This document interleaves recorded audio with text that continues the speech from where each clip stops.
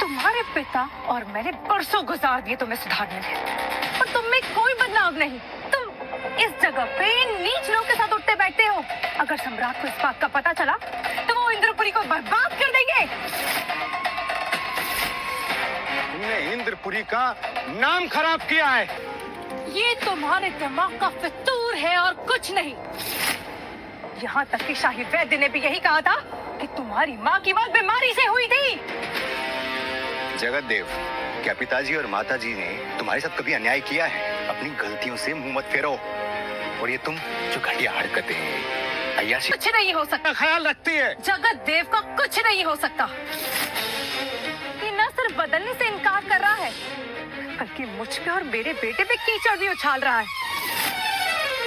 अगर सम्राट का दामाद बन गया ना ये, तो हमारे घर की बर्बादी का कारण बनेगा।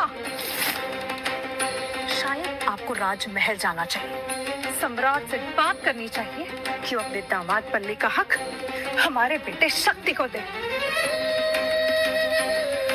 वो निश्चित ही इंद्रपुरी का नाम रोशन करेगा।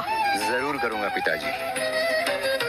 मुझे डर है कि आप ऐसा कुछ नहीं कर पाएंगे, क्योंकि अब मैं अकेला नहीं, मेरे साथ।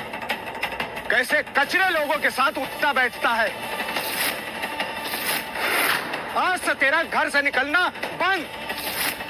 तू अपनी गलतियों का पश्चाताप करेगा। मैं आज ही राजमहल। सम्राट का अपमान मतलब गद्दारी है।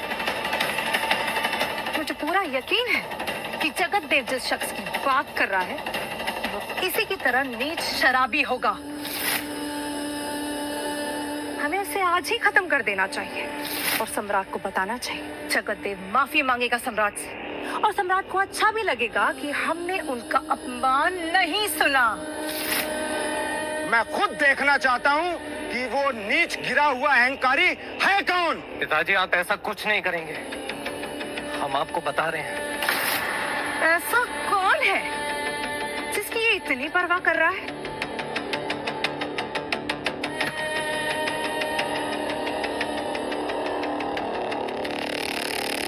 सैनिकों, वो यहीं कहीं होगा, ढूंढ के लाओ उसे। मैं उसका सर धड़ से अलग कर दूंगी। हम भी देखना चाहते हैं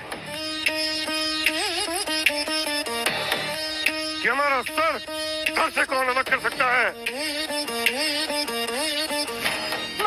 महाराज,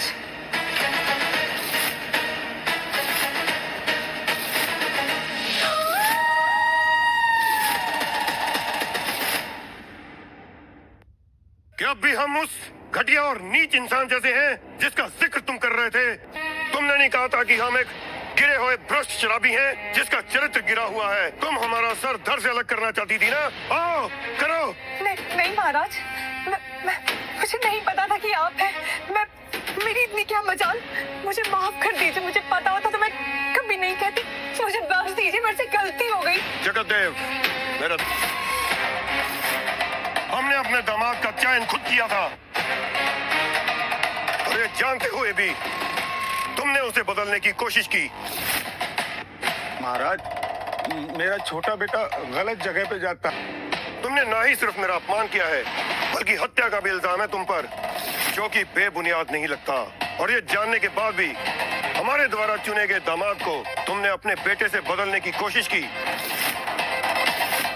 तुम एक धोखेबाज और जहरीली औरत हो, और तुम्हारे गुनाह माफी के लायक नहीं है।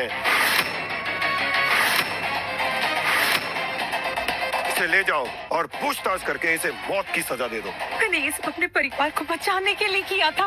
महाराज, मुझे बचाइए। महाराज, माफ कीजिए महाराज। क्षमा महाराज।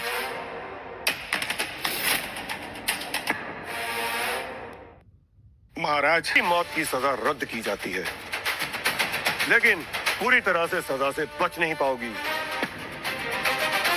क्षेत्रपाल, इसे ले जाओ और 50 कोड़ों की सजा दो। महाराज, महाराज माफ कर दीजिए महाराज। क्षमा महाराज। महाराज, और बलदेव, तुम इसकी जगह पर, और तुम। महाराज क्षमा। महाराज बख्श दीजिए। महाराज, जगत देव, तुम्हें इस गलती की सजा जरूर मिलेगी।